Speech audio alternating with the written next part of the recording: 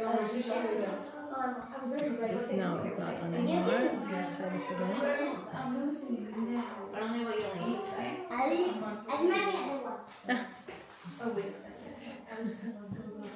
I always say, wait till everybody tastes first and then you can take seconds. Why is it not?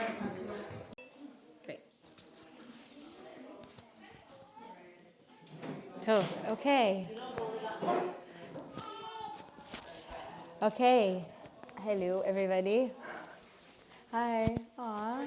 Thanks, Adoret. We are in Parshat Veyechi. The heaters are on, so hopefully it'll heat up soon. I'm already warm. Yeah, there's the pile of chairs over there. Yeah. Okay, so Parshat Veyechi. We're going to say Chazak, Chazak, v'nitchazek. Ken. If you're standing, can I ask you to close it down? Thank you.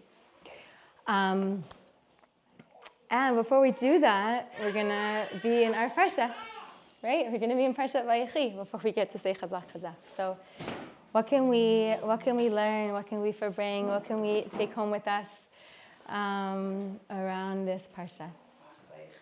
Veyechi. Veyechi. What does Veyechi mean? And he lived. And he lived. So we have to learn how to live. We have to learn how do we live? Yeah, how can we live?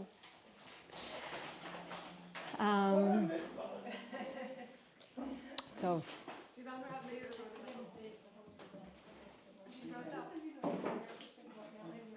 Yaakov references everyone's weaknesses because the more self-awareness we have, the more we can work on ourselves and grow and live full lives.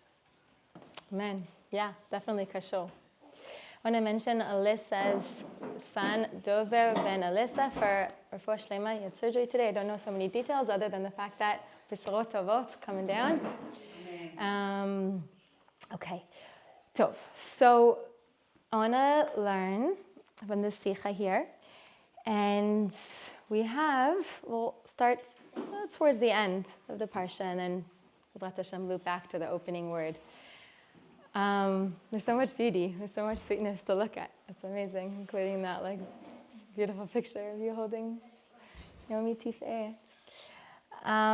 Okay, so we have in our parsha a pasuk, "Ve'elokim pokod etchem ve'ele etchem min haaretz hazot." Mi amar el mi. Who said these words? And God will remember you, will surely remember you, and bring you out of this land. Want to guess? Or anybody want to know? Anybody know and want to volunteer? Who said these words? Right? Can you tell us 5 characters of the Parsha? No. Rivka Mazal? Yaakov? Yosef. What they call them soldiers in Israel? Yosef says these words. Right? These are Yosef's final last words, right? I don't know, bemes, but very likely, but I'm saying that more as an expression. But this is Yosef's message to Bnei Israel. Hashem will remember you. And these words become the message of hope. Right? We have a midrash that on Shabbat, the Jews would gather throughout the slavery. And they had these scrolls on which this verse was written. And they would read and they would learn and they would remember this message, this promise. Hashem will remember us and take us out. And so what the Rebbe is pointing out here in referencing this verse from our Parsha that Yosef speaks to the Jewish people is that Bnei Israel came down to Egypt led by Yosef. How so? Because Yosef's in Egypt, right? I mean, they weren't actually led by Yosef, but Yosef's presence in Egypt, right, brought Yaakov down and his children down to live there. Otherwise, they would have just continuously been receiving food, and transporting food back and forth. But because Yaakov is there, Yosef says, wow, I'm going to go and be with Yaakov.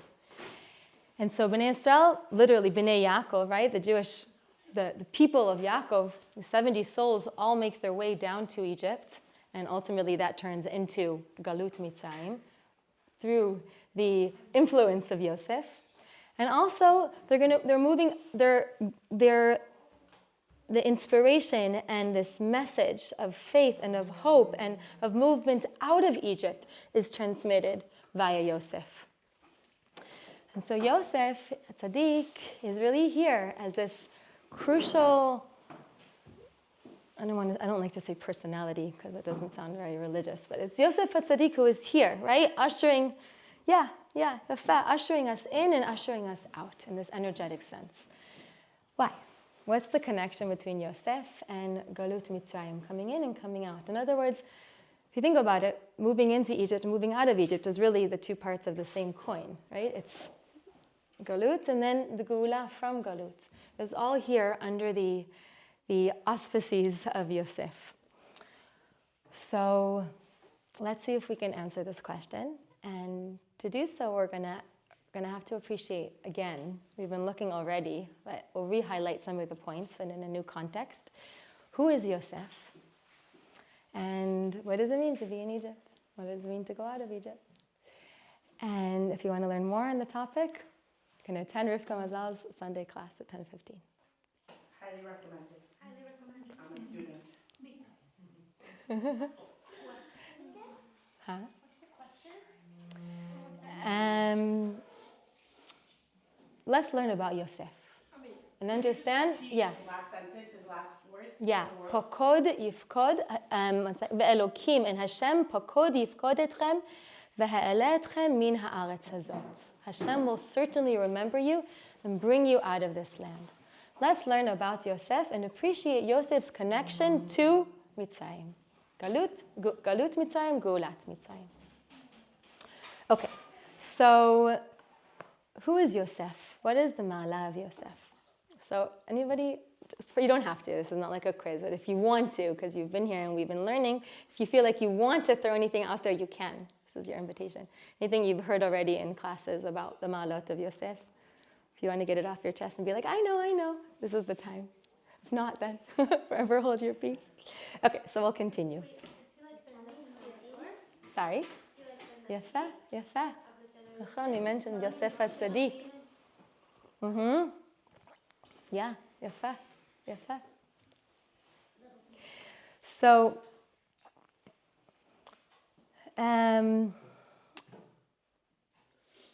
there are dreams where the brothers and Yaakov are bowing down to Yosef, nachon? Way back when Yosef's dreaming. And the reason why these dreams are depicting bowing down to Yosef is because, and even more so, they come true. And everyone does bow down to Yosef. Even Yaakov, right? He bows to Yosef in our Parsha, right? He bows and he's in his bed and Yosef enters. Yosef is Melech. He has Malchut, nachon? He's the viceroy of Egypt, the king of Egypt, like the king of Egypt. And so the dreams represent this bowing down, and physically they're bowing down. Why? Because spiritually there's a bowing down to Yosef. And in fact, if you think about it, we learn in Tanya that the life of a tzaddik is really not so much physical, it's more spiritual. This is for you. What is the life of a tzaddik? We did in that letter. His faith, his love, and his fear of God, right? That's what it boils down to, be'emet, the life of a tzaddik. So the life of a tzaddik is really a spiritual life, his spiritual existence. His faith in God, his love of God, and his fear of God. This is kind of in parentheses. Why are we referencing this? Because if Yaakov and the brothers are bowing down to Yosef physically, it's because spiritually their life is spiritual, right? So anything that's coming through in the physicality of their life is reflecting a deep spiritual truth. But it's not necessarily manifesting that way. Our working reality isn't not necessarily paralleling our deepest spiritual truth. But it is with the tzaddik, right? His life is absolutely his faith, his love, and his fear. There's nothing else that he's preoccupied with and identifying with, right? So Yaakov and the brothers are identifying deeply, right, with this bowing down to Yosef. Why? Because Yosef is on a higher level than even Yaakov, as we were talking about a few weeks ago, right, Adara? And we had the whole for bringing afterwards. On a higher level even than Yaakov. Again, so the first point is it's reflected in the bowing in the dreams, and the bowing actually. It's reflecting this deep spiritual truth that Yosef is really to bow to, meaning he is really of a higher spiritual level. Another way that we see that is when the brothers come to Egypt a few weeks ago, and 2 weeks ago, they made their way down to Egypt, and they find Yosef there, right, as viceroy, and they don't recognize him. Him lo hikiruhu. They don't recognize him. And Chassidut teaches us, why don't they recognize him? Also, because they spiritually they don't recognize him. They don't recognize his spiritual level. It's not familiar to them because it's above them. It's beyond them. What is this level of Yosef that they observe, right? But they can't even observe it. They can't know it. They can't believe that it can be. What is this level? That Yosef can be an individual, right? Yosef can be in Mitzrayim, which is Ervat Haaretz, right? Mitzrayim depicts the lowliest place on earth, the most impure place on earth. And Yosef is absolutely 100% b'dveikut Hashem. Right? There is no hastara for him. There is no disconnect whatsoever, right? At any plane of his consciousness. So we're learning Tanya in the mornings, and we're learning about the animal soul. We're learning about all the opportunities to disconnect from Hashem. It's so easy to disconnect. So easy, right? To just be in animal soul consciousness, to be in our lower consciousness. Yosef is in Ervat Haaretz. He's in Mitzrayim, and he's not in disconnect at all, right? Absolutely b'dveikut with Hashem. That has never been seen before. Where the world is not, the world even on that level is not presenting a stira to Elokut, any contradiction to godliness.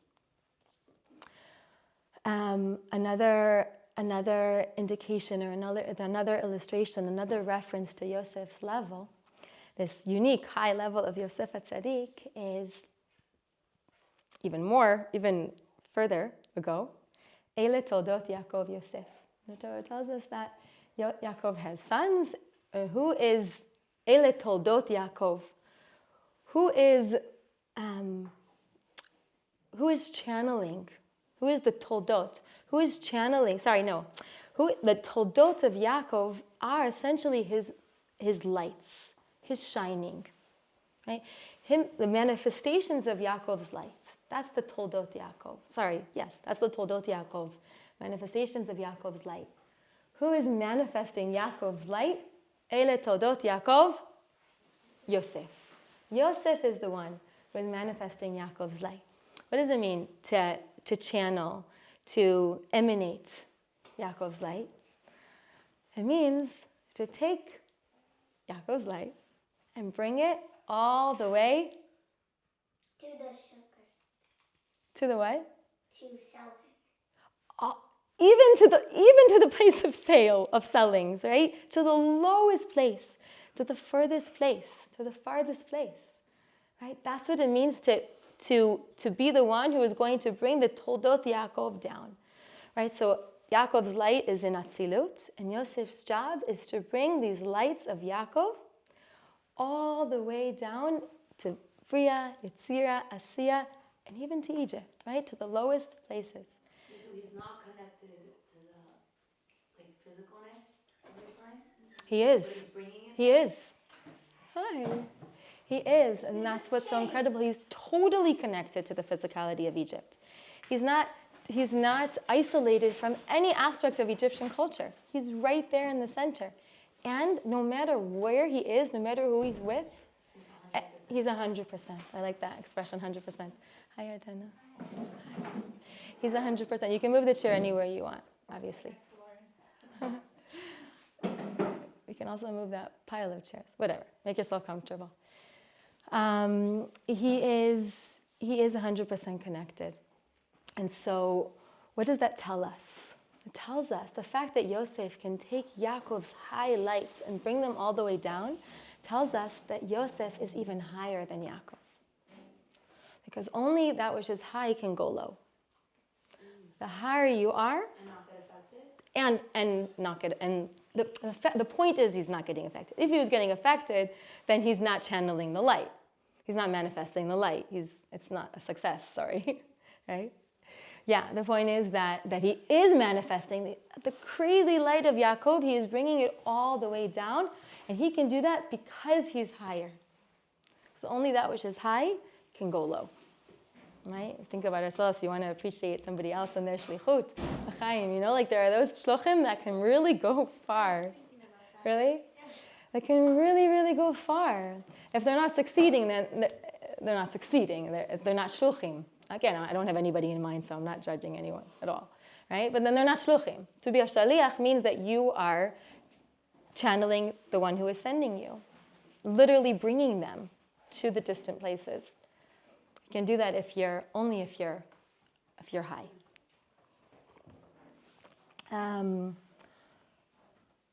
Okay, so Yosef is a very, very high.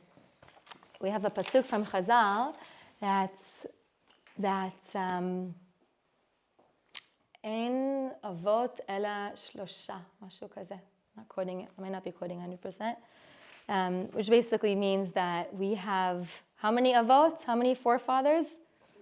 3. Right, 3 are the fathers and 4 are the mothers. Only 3 fathers, right? What makes a father a father? What makes Avraham one of the avot and Yitzchak and Yaakov? What makes an av an av? The fact that they're mamshich elokut lekol echad, right? Each of our forefathers is drawing an aspect of godliness into the offsprings, right? They're giving us DNA. They're giving us spiritual genes. Yeah, so we're gonna talk about that bridge in a second, right? They're giving us spiritual genes. So what aspect of elokut, of godliness, does Avraham bequeath to us? Chesed, right? He draws chesed, holy chesed, into our souls, like into our experience, into our opportunity, not yet into our experience, right? But into our framework. And Yitzchak is drawing holy gevura, right, into our framework. And Yaakov, he's drawing sheluv, or we can say compassion, right? He's bequeathing to us compassion. So every single Jew is a child of Avraham, of Yitzchak, and Yaakov. So every Jew receives this tri-package, of chesed, gevura, and tiferet, and rachamim. What about Yosef? So he's not one of the forefathers, right? So he's not bequeathing a new koach, a new soul power. What is he doing? He's bringing Abraham's and Yitzchak and Yaakov's gilui, right, contribution, into lachdor, right, to penetrate and to permeate us. He's bringing it down, right? He's bringing the lights all the way to Egypt. He's bringing the lights of the forefathers all the way into each and every one of us. So he's not a forefather, right? He's Yosef HaTzadik. He draws the lights and brings them into our experience. That's the koach of Yosef. And he has to be very high to be able to bring the lights into our consciousness. So now the Rebbe takes the learning and connects it so that we can learn more to a really cool Zohar that compares the 3 forefathers, Avraham, Yitzchak, and Yaakov, to the 3 holidays, the Shloshet HaRegalim. So we have Avraham, Yitzchak, and Yaakov, and we have Pesach, Shavuot, and Sukkot. So I was going to ask you guys to try and match, but I already said it in order. Right? So Avraham is Pesach. Anybody want to guess the reference? Mm-hmm. What does Avraham tell Sarah to do? To prepare lushi, right? Prepare ugot and put matzot. Prepare matzot. Why were they eating matzah? Pesach. Oh, it was Pesach? Ken? Yeah. Yitzchak is Shavuot. The horn, right? That horn of the ayal, right? That's entangled in the svach. Dafka gets blown on Shavuot, right? On Shavuot, this is a reference to Yitzchak. These are references, right, that reflect a deep truth.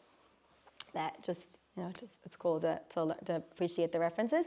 And Yaakov makes Sukkot for his flocks It's the first time we see this Sukkot in the Torah. He makes Sukkot for his flocks. These references are not the reason why they're connected to the holidays. They're references that we can notice and point to. Again, reflecting deep connections, deep energetic truths. Okay, what about Yosef? Yosef is Shmini Atzeret. Shmini Atzeret. So what can we look at? The relationship between Sukkot and Shmini Atzeret. Yeah. So the interesting thing about Shmini Atzeret is it's kind of a paradox, right? Is it Sukkot? No. How do we know? We say Shechianu, right? We say, multiple ways we can know, but we say Shechianu. Huh? We don't in the sukkah, right? Right. Although, the Shmini Atzeret and the Simchat Torah in the States, right? And there's actually a question. Like Chabad does eat in the sukkah and Shmini Atzeret in the States. Oh, I never looked at Shmini Atzeret, that's not Simchat Torah. But, hi, Rifki. So we say Shechianu, right? And Shvi Shel Pesach, we don't say Shechianu. It's not a new Chag. It's the 7th day of Pesach. We don't say Shechianu. But on Shmini Atzeret, the 8th day of this holiday, right? We say Shechianu, it's its own Chag. But at the same time, it's the 8th day, right? It's a continuation of Sukkot. Spiritually, what's the relationship? Again, I'm saying but just pointing out one overarching or maybe high-level, deep relationship spiritually between Sukkot and Simcha and Shmini Atzeret. Then in Sukkot we have Orot Makifim. The energy of Sukkot, these very high spiritual lights. And actually, there's even an idea that the lights that are present, the godly spiritual energy that is present in Sukkot, is a combination of also the light. You're fine, right? It's not so hot anymore. You can take, if you want, you can take the towel. You're getting nice. You can take the kitchen hand towel, and I'll just wash it tonight. Yeah. Thanks. That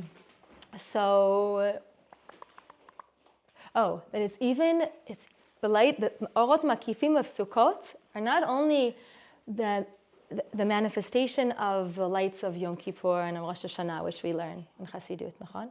But that it's also the built up, I'm using the word built up, it's also the lights of Pesach and of Shavuot. It's all the great lights, larger than life, coming to hover and engulf us, right? Just like the sukkah does, the lights engulf us. All the lights of the whole year, as it's the third of the Shalosh Regalim. Just like Yaakov is the Bachir Shel Ahavot, right? He's also, in a sense, holding all the lights of Chesed and Gevura as he brings them together in Tiferet. All Orot Makifim, high lights. And what happens on Shmini Atzeret? What happens? What's the opportunity in Shmini Atzeret? That the Orot Makifim become internalized, right? Now we have Orot Pnimiyim, internalized lights, just like Yosef, right? Brings the lights of the Avot, of Yaakov specifically, again, who's holding, right, the train, Lachdo, right, to penetrate and permeate within us. About Sukkot, we bring, B'ezrat Hashem, in the temple, 70 cows, 70 parot are offered in the Bet HaMikdash on Sukkot. Why? Because of the great lights of Sukkot, these Orot Makifim, and we have to know a little bit of Chassidut here, but there's something called Achizad L'Chitzonim. Whenever we have highlights that are larger than the containers, also the other side, the Chitzonim, have an opportunity to, I wouldn't even say an opportunity, but the lights are somewhat vulnerable to being usurped by the other side. Okay, so how do we deal with that? We can't undo the Makif lights, but we can try and rectify, we can try and offset the threat. How do we do that? With these 70 cows, representing the 70 umot. umot ha'olam. So if there is a drawing of energy towards negative forces, we bring the korbanot to offset. Okay, everyone following? Why is the Rebbe mentioning this? To show how that's the case during Sukkot. But what happens on Simchat Torah? Sorry, on Shmini Atzeret. What happens on Shmini Atzeret? Now these lights are coming down. They're becoming internalized. They're here. We only need to bring one cow. We're not worried about the Yanika Lachitzonim anymore. Why? Because Yosef is 100% connected. Right? In the koach of Yosef HaTzadik, this energy point, the light's coming inside, the light's penetrating inside. The koach of Yosef HaTzadik is to bring the lights all the way down inside and not to be threatened, right? Not to be at risk, to be 100% b'dveikut with Hashem. You only need to bring one cow, right? It's peace. There's peace. You don't need to do that birur. You don't need to do that balancing. Rabbi also says that Shmini Atzeret is called Shmini, 8. Why? Because it's the 8th day, right? But it's also the first day. It's also its own chag. But this idea of 8, because we're pulling from energy Shmini, right? 8th energy. What is 8th energy? 8 is above 7, Me'ala Teva. 7, Teva, also represents all of, whenever I do this in Tanya class, what do I mean? Seder Shtalshalut, Nachon, right? All of creation. The 4 worlds, the 10 sfirot, and the 10 inside the 10, and the 10 inside the 10 inside the 10.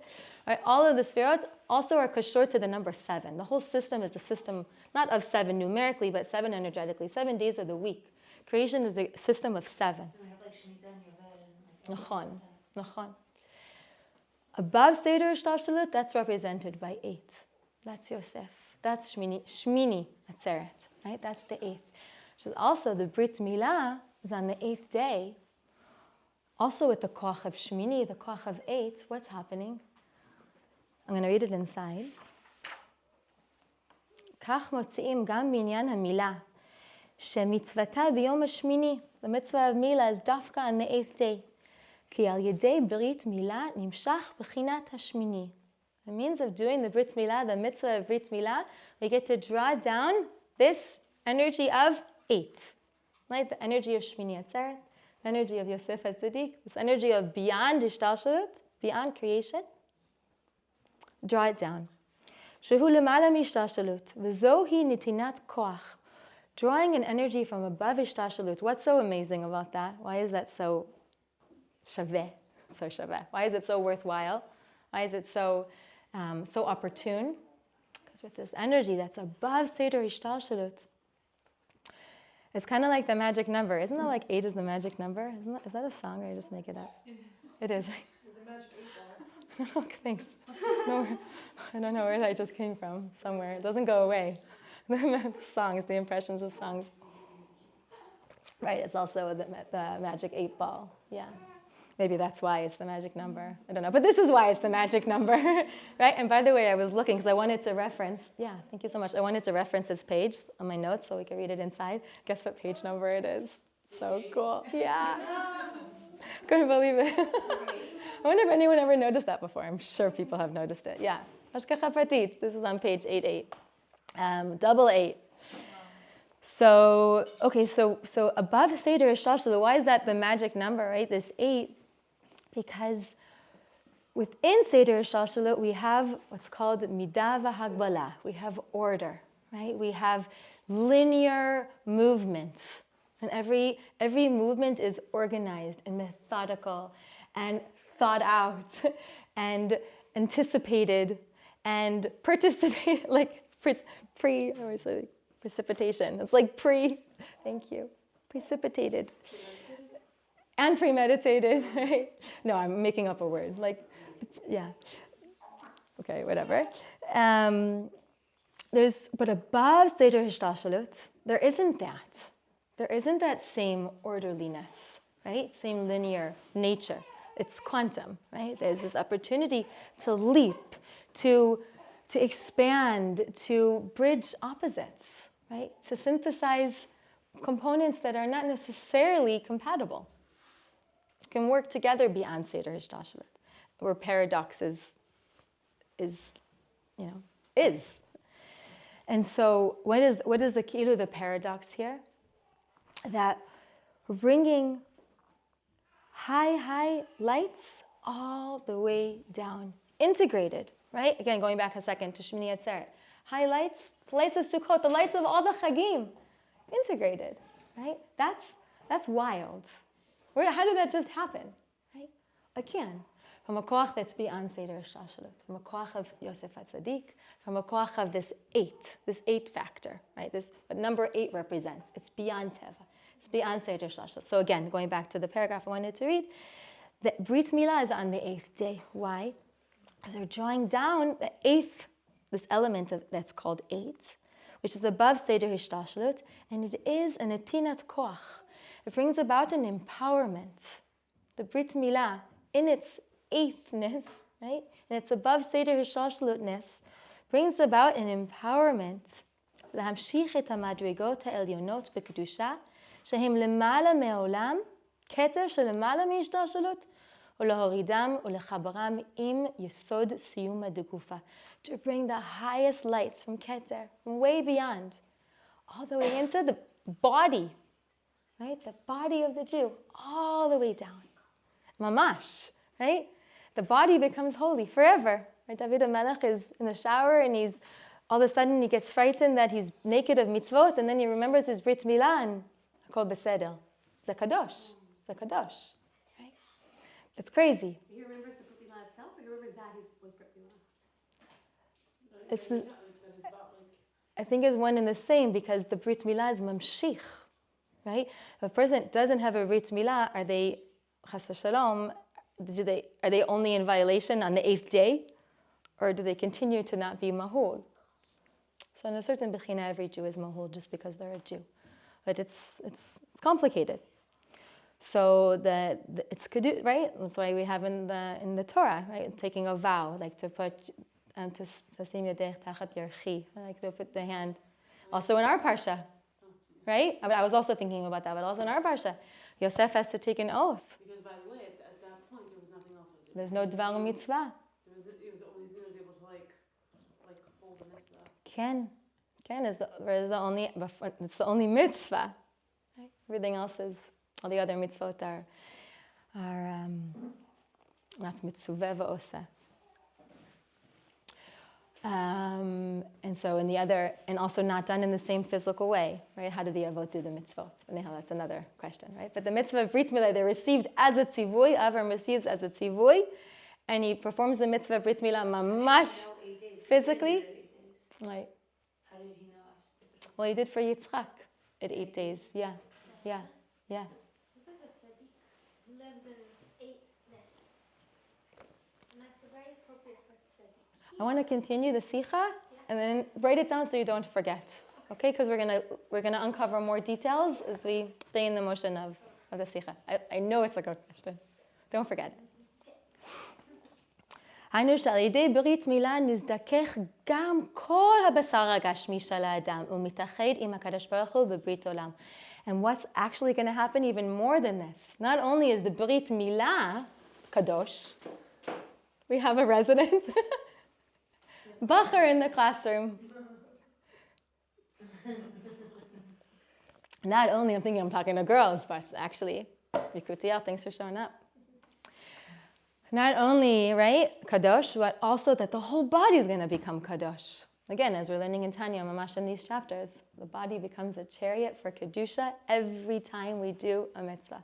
Every time we learn Torah, the whole body is a chariot for the Ein Sof. The Ein Sof is pashut b'tochenu, in our physical body. Right? We were again, mamash learning this morning, the calories, the actual calories of the food itself, meaning that the elements of the food that are circulating in our blood, in our flesh, right, can be kadosh particles when consumed for the right reasons. We have kedusha moving around our body. Whole body can become kadosh, right? This is kashor to the sod of the Brit Milah of 8. Highlights coming all the way through. This is Yosef. Okay. Tov. So, as Elisheva, you picked up intuitively, we're already moving along here and appreciating that Yosef, right, as a tzaddik. So why is he, right, let's go back to our opening question. Why is Yosef the one who's sharing with us this promise of the Geula? Why is he the one, before that, bringing us into the Galut? Why is it Yosef that's connected to the Galut? Why? Anybody want to guess? Because he started off, he being thrown in a pit, he started off at a very low point. Wow, you're saying somehow it parallels his own life. It's beautiful. That's really sweet. He's like he's not part of the avot. Not being one of the avot, there's like there's like a disconnect from the source. So it's almost like we don't have a separation from the source if the next link of the chain directly connects us. Wow, wow, יפה, love it. Love it, love it. It's right down the chidushim. Mamash. So I suppose to be able to answer the question, we have to stop for a second and say, well, what is galut, right? So is that what you were just thinking? Yeah, right. So we have Yosef in this connection, and now we can appreciate what is Yosef, the mala of Yosef, and the uniqueness of Yosef. And so we need one more word about what is galut. What is galut? So I'm thinking back like last year, as we were going into Shemot, Sefer Shemot, right? And Galut Mitzrayim. So Galut Mitzrayim is not I don't know how to say it, Nikud. It's not lehareah, how do you say? To make evil for the Jewish people. Like, lehara, right? Actually, she's our resident Israeli. Yeah. Lehara, right? It's not lehara la'am Yisrael. Galut Mitzrayim is not to it's not a punishment, and it's not to bring evil to the Jewish people. What is it about? In an essential level? It's lativ, it's like the opposite, huh? Okay, do you have a tachtanim? Actually, the opposite, you're saying lativ, not la'ara, but lativ. And you said? To refine. Nachon, so all of the above. Right? It's called Kur HaBarzel. It's the refinery. Right? It's the place where we get refined. Meaning what? Experientially. Place in order to bring it up. Yeah, that the moments of the Egypt, what it represents. What does Egypt represent? It means constriction. It means confinement, right? First of all, the constriction and the confinement of Seder Shlalshalut itself. And then of being a person in this world, right? And all the places where we have constriction and confinement, and just because of life, right? Just because that's how it is to be alive. That the soul itself is constricted first and foremost. We have an existential pain inside of us, right? Our soul is existentially uncomfortable by Malki, existentially in pain because of this. You said the word disconnect, right? Because of the distance, right? And then like add on all the layers of what happens here and circumstances and the choices we make and where we end up. And bye, guys. Point is that life, thank you, Kutiel. Galut Mitzrayim represents opportunity for refinement. And as we've seen, we can't get to a breakthrough moment. We can't get to a revolution. Right? We can't get to a new experience without having undergone a process of discovery, a process of challenge, a process of being in a tight situation and needing to expand and find your way out. And so we're in Egypt, right? We're in this opportunity of refinement to go out, Rechush Gadol. Remember Yaakov and his Rechush, right? That's the lambs, the sheep. Remember Shira, right? All the sheep that he amassed, right? So Bnei Yisrael are going to amass lights on a grand scale, and they themselves, right, are going to become closer to being able to receive the Torah. And then we continue where they left off. We meaning us and our parents and our grandparents and our great-grandparents and forever, right? So to be in Mitzrayim and succeed, be able to do the work here, right? Because again, we're not in Mitzrayim to crumble. We're not in Mitzrayim to get crushed. We're not in Mitzrayim to disappear. We're in Mitzrayim to grow, right? To grow and to do work. do work and to grow. And so who better than Yosef to empower us to do that work?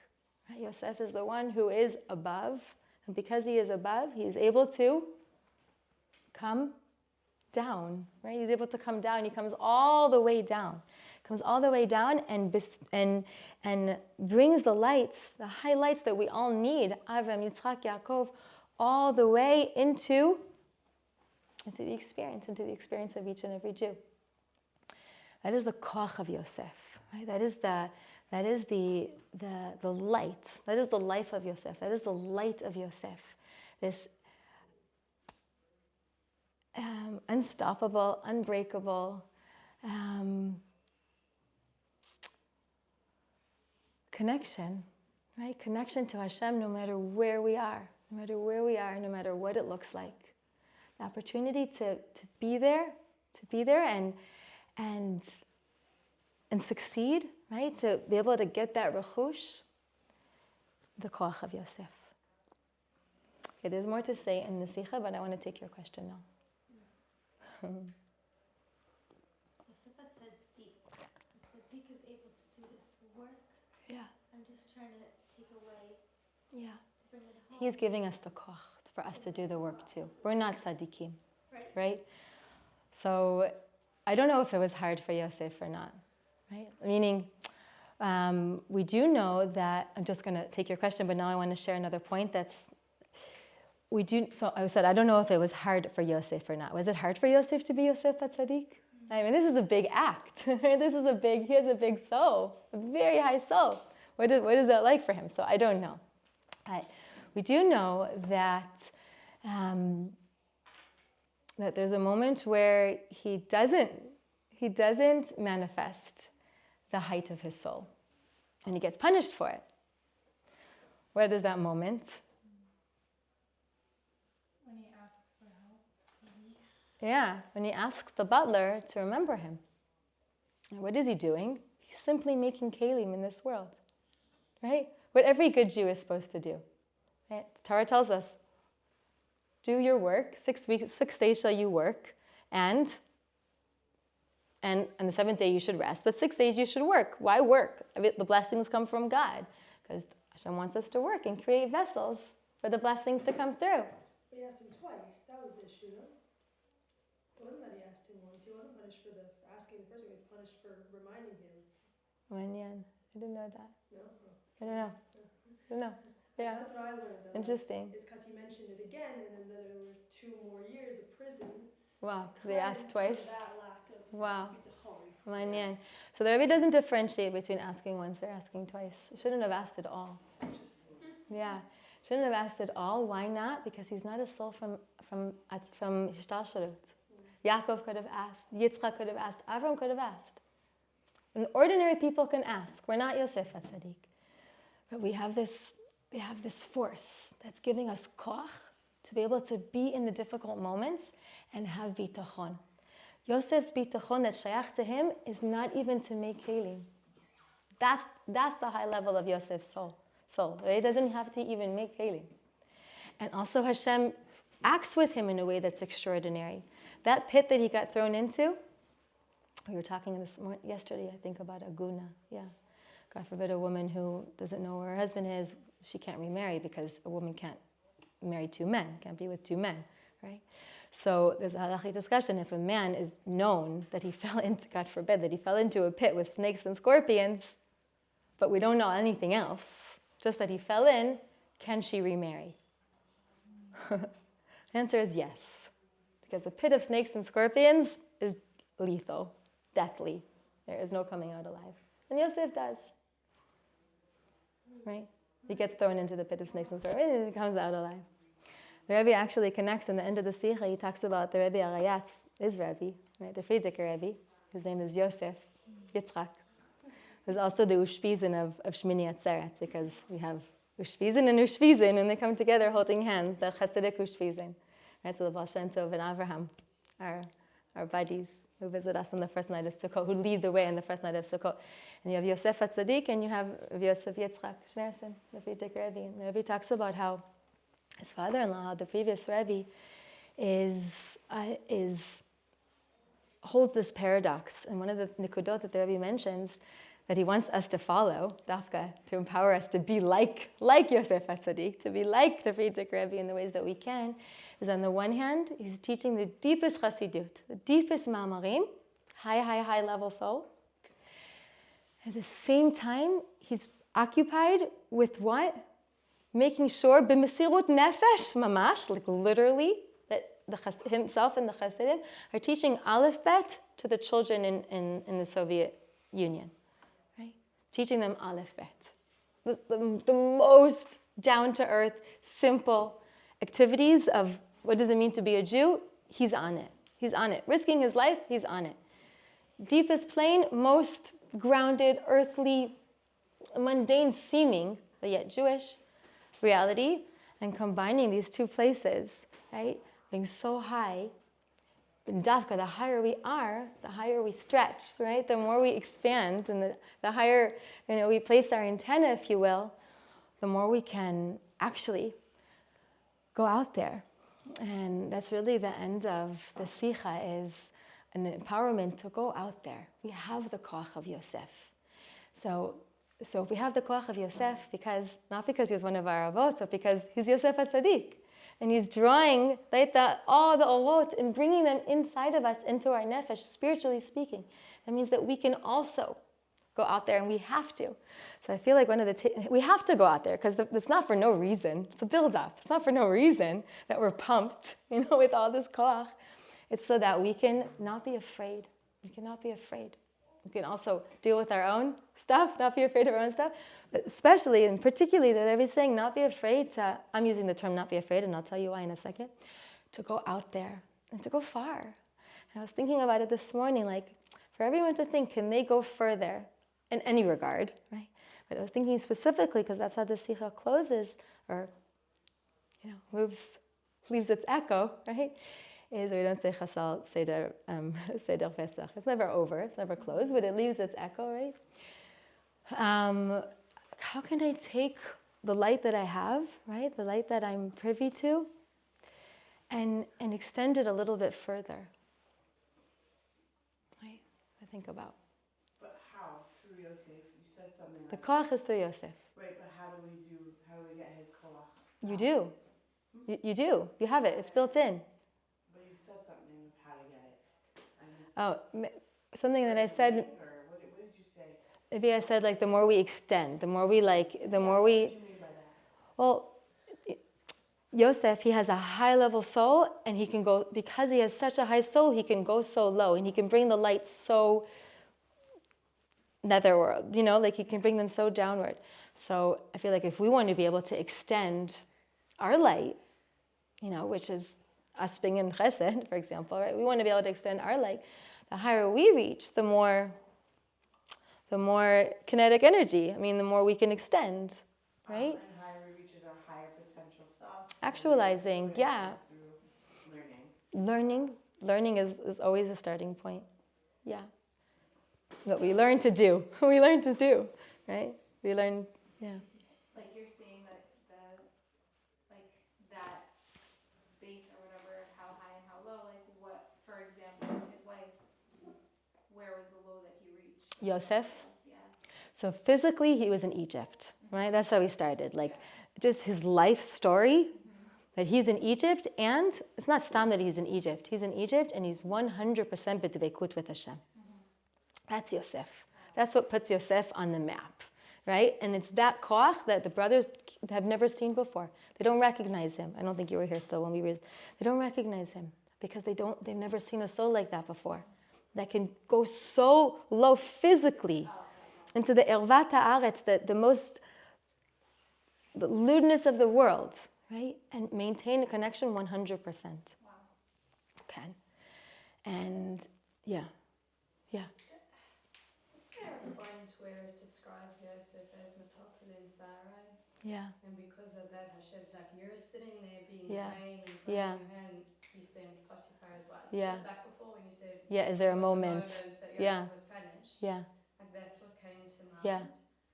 Which on the one hand is like so, for such a high tzaddik on a different level. Yeah, what's he doing? Where is that? The antithesis. Yeah. On the other hand, you can say, like the point you're saying now, Dafka, because he's so high, that is the lowest antithesis. It's just it's a very description. I don't know. Ken, nachon.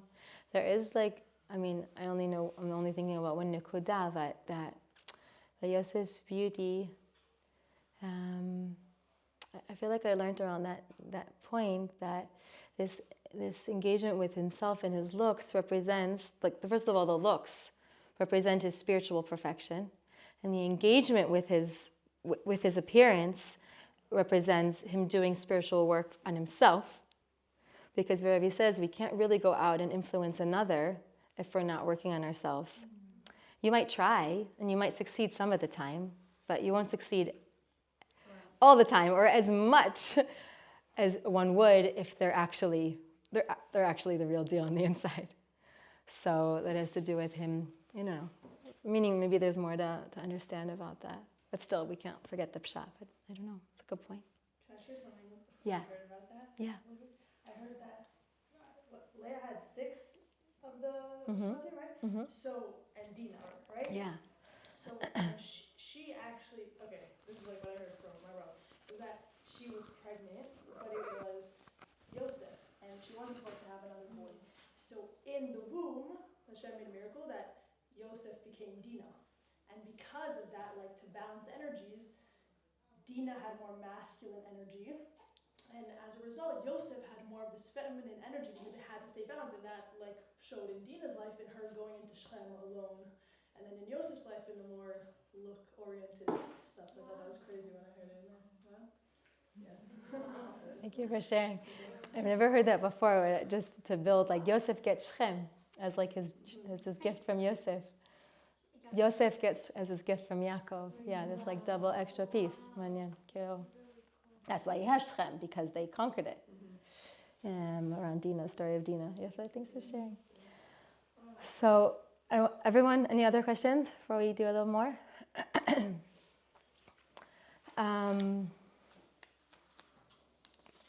So, yeah.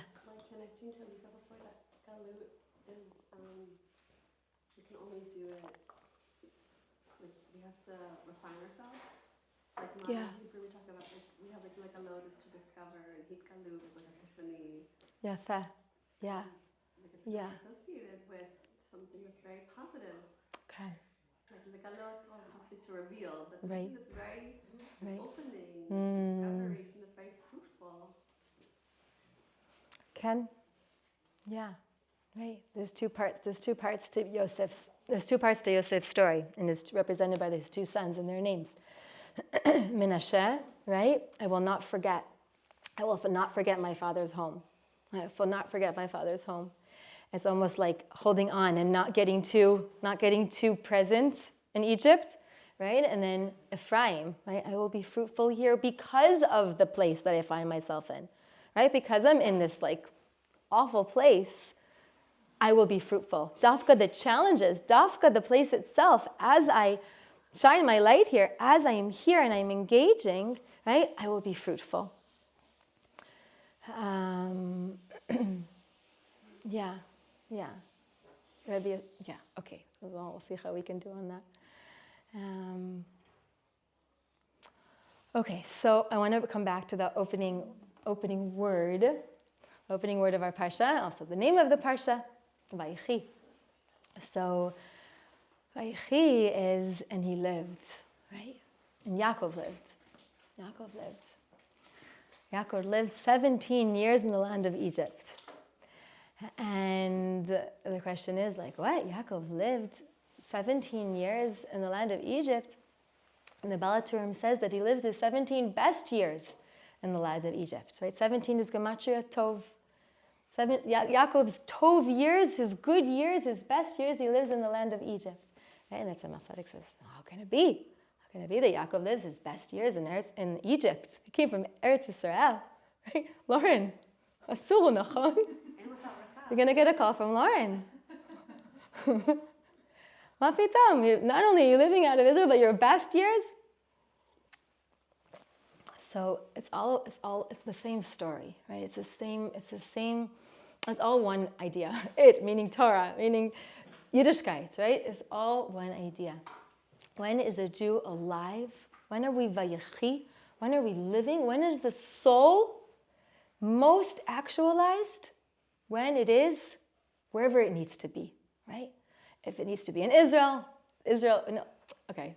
I have to blur the lines now, because until we have Gula Shlema, a person could be in Eretz Yisrael and be even in a deeper galut than they would be in America, right? So it's more of a consciousness. We talk about Geula, right? We're also talking about Geula consciousness, not only being in that land of Israel, but being in galut consciousness. When Mashiach comes, Geula consciousness will fill not only the land of Israel, but the whole world, right? Okay, so Vayechit, a Jew to really be alive, Yaakov is telling us, Yaakov is our father, as we said, 3 forefathers, and a father's job is Maseh Avot Siman Lebanim. Also just in the sense of educating. A father has to lechanech his sons, his daughters, right? A father's job is to educate. So Yaakov is telling us, Vayechi, you want to live, you want to be alive? The soul's greatest living is when it goes to the places that it needs to go to. The furthest place that it needs to go to, that's where it's going to find the most life. That's where the soul is actually going to be manifesting itself the most. And our souls are here in this world, first and foremost, not to get dirty. Like that's the first and foremost, right? Like the soul's here and let it just not get miluchlach. Not only shouldn't get dirty, but it should actually be able to maintain purity like it was before it came down. But really neither of those are like the ultimate goal. The ultimate goal of the soul coming into this world is to vayechi, right? Is to be able to lizachech, is to be able to add kedusha into this world, right? Lahosif kedusha, to bring about an increase of the kedusha energy in this world. That's why our souls are here, and not just to stay clean, not just to stay pristine, meaning to return as it came down, but to increase the kedusha in this world. And the Rebbe shows us how in this word vayechi, we actually see a lot of beautiful points. That Vayechi, how is it that Yaakov is able to have his best years in Egypt? Tachlis, what does Yaakov do before he comes down? When they're just setting out on their travel, Yaakov does something. I don't know if he does it, but he yeah, exactly, right? Yaakov sends Yehuda. He sends Yehuda along ahead to establish a makom of Torah. Yaakov's planning for success. Yaakov wants to vayechi. And now he can vayechi even more than he could in Lavan's house, even more than he could with Esav, right? Because he's going to Egypt. Yay! We're going to the lowest place on earth, right? We're going to have the most life there. It's going to be mamash tov. What do you need first and foremost? Center, right? Torah center. It's through Torah that you get to be in Goshen, right? In Milashon, Hagasha. Goshna, right? Sisters are going to make a place for you. Goshna, I don't know how you say it. Goshna, right? In the land of Goshen. Goshen is milashon hagasha v'keruv. We're going to be able to be close to Hashem there, right? By means of the Beit Midrash that Yehuda establishes, we're going to be able to be have gisha, right? You know what it means, gisha? Lahagish. We're going to be able to be close and karov to Hashem.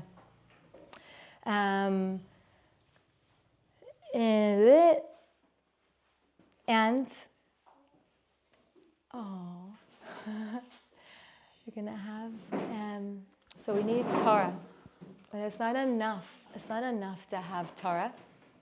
We also need Vayechi. We also need Chayut. Right? So Vayechi, how is it that Yaakov lives? Through the Torah, right? The makom of Torah. It's not enough to just learn Torah. We have to Vayechi Torah. We have to have Torah with Chayut. Of course, I can say, I don't need Chayut. I just have to get the job done. I learn Torah so that I know what to do, so that I can live like a Jew. I can do the mitzvot. Settle, that's sufficient, right? But it's not. It's not, because if we don't have chayut, if we don't have vitality in our mitzvot, then we're missing it. And the word vayechi is actually 2 times tov, which is cool, right? So vayechi begematria is double tov. It's double 17. So if you really want to live, you really want to have Vayechi, you want it to be good, we have to have chayut in our mitzvot. The way we get chayut in our mitzvot, and this goes short to something Lauren said before, if you want to have chayut in your mitzvot, you need to have chayut in your Torah study. Chayut in Torah study, chayut in mitzvot.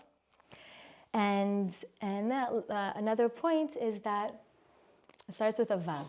Right? This Torah portion and this word Vayechi dafka begins with a vav. So it's interesting because the Torah, grammatically, why is the letter vav there? Because Yechi is future tense, and the vav makes it past tense. Yaakov lived, right? So technically the vav has to be there. But the Rebbe says don't get. The Torah could have just said Yaakov chai be'eretz Mitzrayim. Doesn't need to say Vayechi, right? We could just speak it out in the past tense without having to do the flip, right? And Dafka, this Torah portion, this word describing the portion and describing Yaakov's life is Vayechi, with a Vav. What is Vav? Vav is our letter of increase, right? Vav is a letter that represents adding. More. Od yoter tov. Od yoter tov.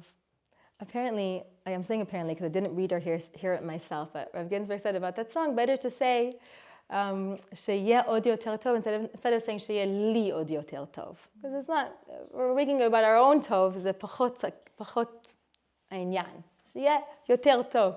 So cute, I was at the park with my kids today, and Chana and her friend were at the top of the slide, they're playing, and they started singing, yeah, od yoter tov, and Chana goes, Harav amar, it was so much nacha, that we should sing, and then she sang it correctly, and yeah, very cute. So, I have to sing it for you. Od yoter tov, what? Chana's version. So the va is right, od, more.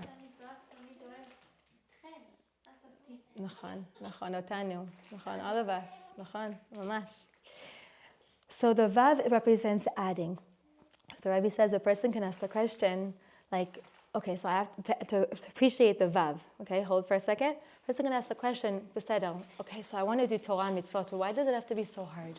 And this is really like coming back, bringing our whole learning, like, to a nice point. Why does it have to be so hard?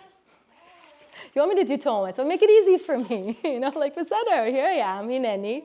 Great. So like, let me just have everything that I need all the time. No challenges, no internal challenges like tiredness or hunger, because when I'm hungry, I can't, all life, right? It was like, make it easy for me. So he says, I just want to read it inside. Thank you. Okay.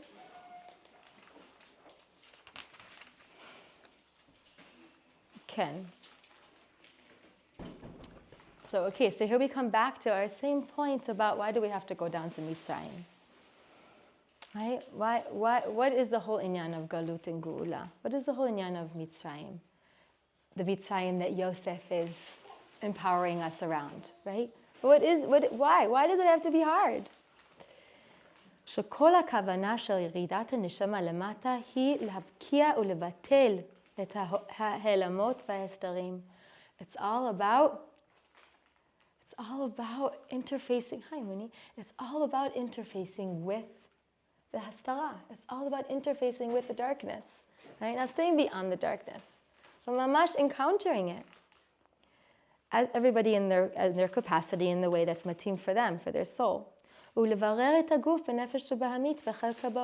to refine your body and your animal soul and your portion of the world. Right? We have these levels, right, and layers of our playing field, of where each and every one of us can do the work. It starts with our own soul, right? Our inclination itself, right? My identity, me. What's happening there? Right? Can I override my impulse right now to just speak stam words that are not kashur to Hashem? Can I override that? If I didn't have a voice coming from the other side, then I wouldn't have the opportunity to override it and to refine it in the process, right? To bring, to undermine, right? To chisel off a little bit more unholiness and to increase a little more holiness in the world. Again, that's the first circle, and then my body, and then my, like these spheres of connection and influence. שכן דווקא כאשר יש העלמות והסתרים וכולי, ועל ידי העבודה מתגברים עליהם ומהפכים אותם. It's דווקא in these moments of confusion, in these moments of darkness, split seconds, B'ezrat Hashem, right, that we get to encounter them and מתגברים, right? We can be giborim. Thanks, Mimi. We can be giborim. Tehila today at the same park, on the slide, she's like, I want to go with the big kids, right? And so she comes to the top of the climbing in thingy, and now she's at the slide. But it's one of those slides, and it's dark, and it's the tunnel. It's like, wait, this is what I wanted to do? Oh, wait, hold on a second here. And she did it. And I was so proud of her. And she said, I'm going to do it by yourself now. She says yourself to say herself. I'm going to do it by yourself now. And she did it again by herself. And I said, wow, you're such a gibora. Such a gibora, right? So she didn't change the slide. And then she didn't change the klipa kedusha proportion. She didn't change the ratio of kedusha and klipa. But we do. We do every time we have a real encounter with a moment, an experience of darkness, the spiritual darkness. אז נעשית הוספה בקדושה, שזהו הרמז בו"ב המוסיף, שעבודתו של יהודי היא להוסיף בקדושה. This is the remez. This is the clue, right? This is the hint in the vav that begins our parsha, that begins the word that describes the life, right? That Yaakov lived, the life that B'ezrat Hashem we all are empowered to live. As Yosef brings us the koach of Avram, of Yitzchak and Yaakov, energetically, right? And practically, the met inside, we are powered up, we are pumped. We are pumped inside, right? To be able to, B'ezrat Hashem, do what we need to do. And one more point about the Vav is that we're increasing Kedusha, and in terms of like, how do we see our how do we perceive our opportunity, or like, our opportunity to do this work of increasing light? So we also have to see it through the eyes of increase, meaning, look at Hanukkah, for example, right? First night of Hanukkah, you light one light. Amazing. Second night of Hanukkah, you light two lights. Not only is it amazing, but it's really amazing because it's called Mahadrin Mina Mahadrin. Everybody lights two lights on the second night of Hanukkah, right? Not just Rabbanut, Mahadrin. But that's Eda Charidit with no preservatives, right? The best. Mahadrin Mina Mahadrin. You lit two lights on the second night of Hanukkah because you could just light one, and it's kosher. Yeah. It's an amazing thing because all of Am Yisrael, we all do Mahadrin Mina Mahadrin. It's an amazing thing, the mitzvah of Hanukkah, right? But you don't have to, but you did. You lit two lights. Comes the third night of Hanukkah, and you light two lights. It's not Mahadrin Mina Mahadrin anymore. It was perfect on the second night of Hanukkah, but on the third night of Hanukkah, it's not Mahadrin Mina Mahadrin, right? Why not? Because you got to light three. Why? Because that's the Mahadrin Mina Mahadrin, right? What are we saying? Because we have to be in Malin B'Kodesh, right? We can lahosif. At the same time, the Rebbe doesn't say this here, but elsewhere he alludes to it. If you light four lights on the third night of Hanukkah, it's also not Mahadrin Mina Mahadrin, right? We have to take steady steps. Take steady steps. We always want to, B'ezrat Hashem, be increasing. And how do we increase? With Torah, with Chayut, and with a Vav, realizing that we're here to bring a hosafa in Kedusha, not just to our souls to return, as pure as they were when they came down, but to have made an impression on this world, and that happens by means of the opportunities for zikuch, right, for refinement and refining. So B'ezrat Hashem, the koach of Yosef HaTzadik, and the koach of the avot, and Yosef HaTzadik, and the Nasi Adol, and the Tzaddik, and each other, mamash each other. Thank you guys so much for being here, and for friendships. We will succeed. Can. Oh, we have 3 more minutes. I guess we have to sing Od Yoter Tov. Can't end 3 minutes early. That's not a vav, a hosafa. Anybody have a question? Does Yosef mean to add? Oh, wow, yafa. Yafa, yeah. Yeah. That's a beautiful, beautiful point. Because I was thinking, it's beautiful. Yeah, Yaakov is living these best years dafka in the space of Yosef, right? Where Yosef is very present. Yeah. It's sad to me that he's not with Rachel. That Yaakov is not with Rachel. Best year of his life. Right. He's not with the love of his life, but he's the patriarch. And Yosef is from Rachel. Yosef is the embodiment of Rachel in that sense. Yeah. Not interestingly, but it's also holy in a piece of Torah that Yosef doesn't himself go to bring Yaakov back to Eretz Yisrael, even though he is the one who swore that he will go. And he sends a shaliach, right? And also Levi doesn't hold the Aaron. I don't know if maybe he doesn't go at all either. He doesn't go. I don't think he goes. It seems that, unless he goes and doesn't hold. I don't think he goes either. Ephraim and Menashe are the shluchim of Yosef and Levi, respectively. Ephraim is Levi and Menashe is Yosef. And the Rebbe has a beautiful, beautiful sikha looking at why is it they don't go. The Rashi tells us. Yosef doesn't go because he's the melech. And Levi doesn't go because he's going to hold the Aaron. But he asks questions on both of those answers. And then talks about how bringing Yaakov out of Egypt, do you mind closing the door? Thank you so much. Bringing Yaakov out of Egypt is basically bringing in the galut. Bringing Yaakov's body back to Canaan, meaning after he passes away, that he makes them promise, Yosef promises they'll bring him out, and they do. And they bring in, that's why Yaakov is buried in Marat HaMechpelah, right? But bringing him out, that it's a physical act, and it ushers in the galut. Because as long as Yaakov is there is no galut. In the beginning of the parsha, because probably, I'm just saying this, but it's coming to my mind, the same reason that when Yaakov gets to Egypt, there's no more famine. Even though they were only 2 years in, I think, right? 2 years. But the famine ended because where Yaakov goes, there is splendor and there's beauty and there is bracha. There's bracha. Yeah. It says, actually also the parsha opens, it's called like stuma mashu. Anybody know this? So I think it's the first Rashi on the parsha. Like the structure in this Torah scroll is different. Like I think normally it's open.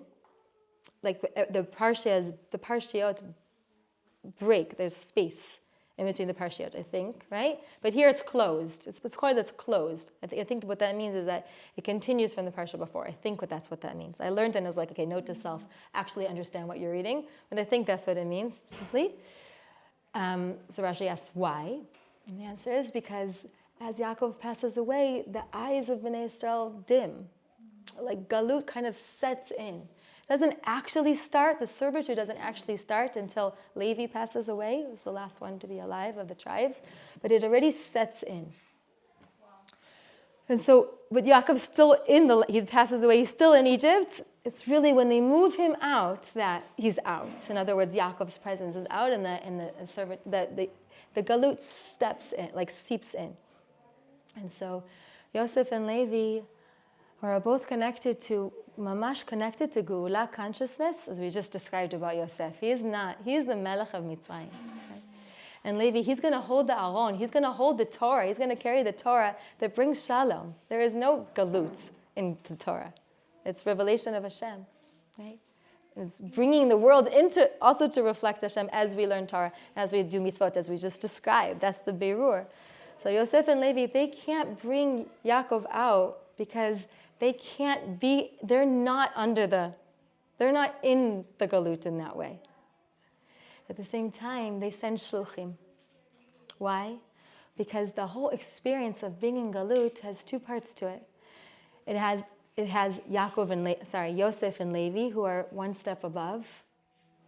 And it has their shluchim, which are Am Yisrael, who are drawing from Yosef and Levi and doing the work. And the shluchot shel Adam kumoto, Ephraim and Menashe, are like Yosef and Levi. It's ki'ilu, it's them. It is them and it's not them, right? Because we need Levi and Yosef to stay one step above, kind of like what you were saying in a sense, about the disconnect. You're saying Yosef is like the disconnect but connected, right? And they're above so that there can be the continuous inspiration so that we don't lose hope, right? Levi is busy studying Torah in Egypt, but they're feeling it. They're in the pain. They're there. They're continuing to learn. They're continuing to be strong. And then Moshe and Aaron, who come from Levi, right? They're not under the kotzer ruach of Am Yisrael. And Yosef, who's, So it's this partnership, right, of all of Am Yisrael together, being in the experiences that we're in. Sometimes we're the inspirers. Sometimes we're the inspirees. How do you say? Sometimes we're inspiring. Sometimes we're getting inspired. Right? We all walk. I think I can speak for myself, right? Like we all walk both sides of the spectrum. Wherever it is, be in it fully. And if you're inspiring, inspire and take with the koach of Yosef, take it all the way as far as you can reach, right? And if you're getting inspired, allow the inspiration to come in. Yeah. L'chaim. Now we finished and we went over, so we're good. Yeah.